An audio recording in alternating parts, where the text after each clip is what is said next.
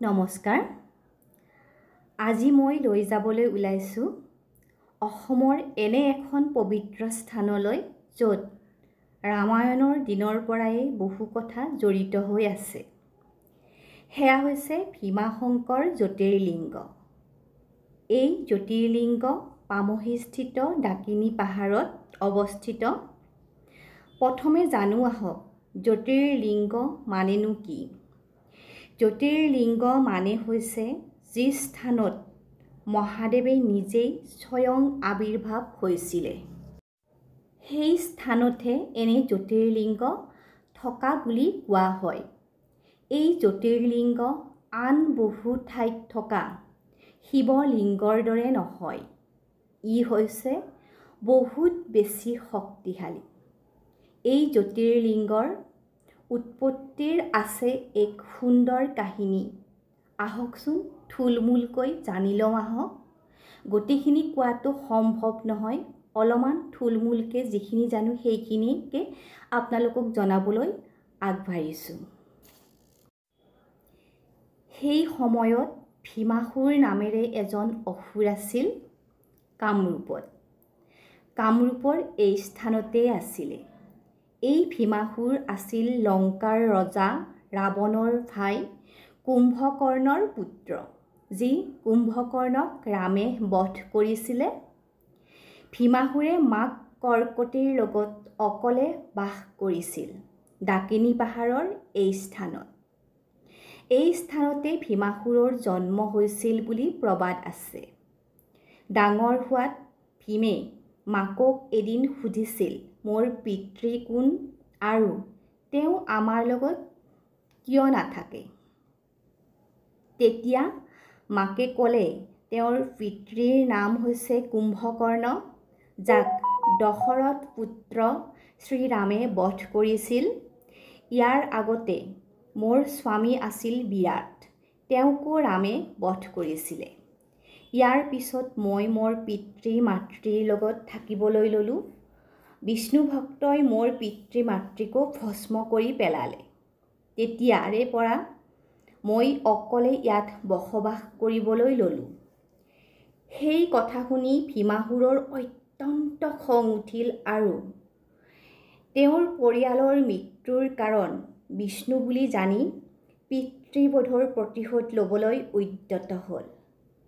তাৰ বাবে বিষ্ণুক 1000 বছৰ তপস্যা কৰিছিলে।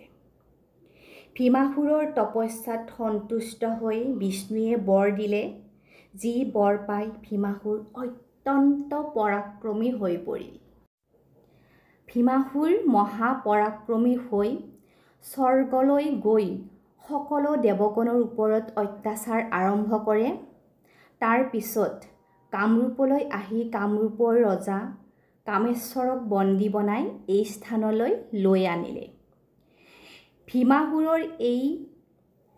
ভীমাসুৰৰ বাবে এই স্থান কাৰাগাৰৰ দৰেই আছিলে। কিন্তু ৰজা কামেশ্বৰ আৰু তেওঁৰ পত্নী একান্ত শিৱভক্ত আছিল। তেওঁ কাৰাগাৰতেই শিৱলিংগ স্থাপন কৰি পূজা অৰ্চনা কৰিবলৈ ধৰিলে। এই কথা ভীমাসুৰে গম পাই খঙত ৰজা কামেশ্বৰ আৰু তেওঁৰ পত্নী পূজা কৰিবলৈ বাধা দিয়ে। কিন্তু ৰজা কামেশ্বৰে পূজা বন্ধ নকৰিলে।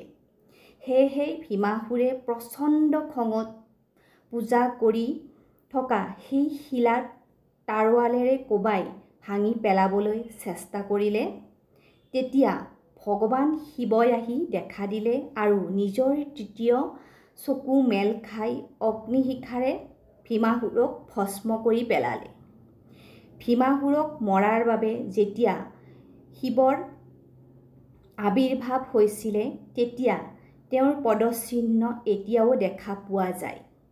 ভীমাসুৰক যেতিয়া অগ্নিশিখাৰে বধ কৰিছিলে, সেই অগ্নিশিখা নুমুৱা নাছিলে আৰু স্বৰ্গৰ দেৱ-দেৱীসকলে মিলি ইয়ালৈ গংগাৰ আবাহন কৰিলে আৰু তেতিয়াই এই গংগা ববলৈ ধৰিলে আৰু জুই নুমুৱাবলৈ সক্ষম হ'ল। তেতিয়াৰে পৰা এই পানী চিৰঃপ্ৰবাহমান হৈ লিংগৰ ওপৰেৰে ববলৈ ধৰিলে। দেৱতা আৰু ঋষিগণে শিৱক এই স্থানত সদায়ৰ কাৰণে বিচাৰিলে দেৱতাসকলৰ অনুৰোধত ভাৰতৰ ষষ্ঠ জ্যোতিৰ্লিংগ হৈ সদায় থাকিম বুলি উল্লেখ কৰিলে। ভীমাসুৰৰ লগত শিৱই অৰ্থাৎ শংকৰে যুদ্ধ কৰিব লগা হোৱা বাবে এই স্থানৰ নাম তেতিয়াৰেই পৰা ভীমাশংকৰ হৈ পৰিল। পুৰোহিতসকলে জানিবলৈ দিয়া মতে নিশাৰ ভাগত পাহাৰৰ পৰা এই স্থানত হাতীৰ জাক নামি আহে আৰু সুৰেৰে পানী লৈ লিংগত ঢালে বুলি প্ৰবাদ আছে। মহানগৰীৰ এই স্থানত হাতীৰ বিচৰণ ভূমি হোৱা বাবে ইয়াত ডাঙৰকৈ মন্দিৰ বনাব নোৱাৰে। বনালেও ইয়াত হাতীয়ে আহি ৰাতিয়ে ভাঙি থৈ যায় বুলি পুৰোহিতসকলে আমাক জানিবলৈ দিয়ে। এয়া হৈছে মেইন জ্যোতিৰ্লিংগটো, আপোনালোকক দূৰৰ পৰাই অকণমান দেখুৱাই দিছোঁ। শাওণ মাহ বাবে ইয়াত অগণন ভক্তৰ ভিৰ হৈছে। এয়া হৈছে উঠি যোৱা চিৰিখন।